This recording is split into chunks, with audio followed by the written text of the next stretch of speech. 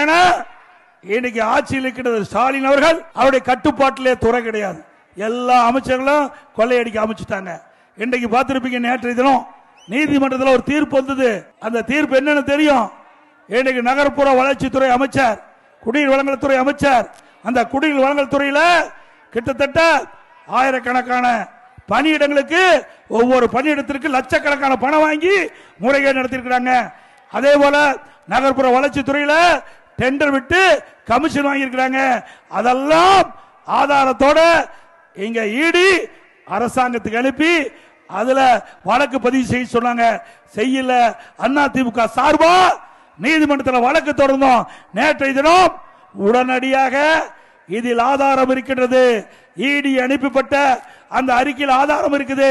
ஆதாரத்தின் அடிப்படையில் வழக்கு பதிவு செய்ய வேண்டும் என்று லஞ்ச ஒழிப்புத்துறைக்கு உத்தரவு போட்டிருக்கிறாங்க.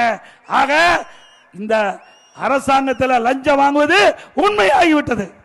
உண்மைதானே?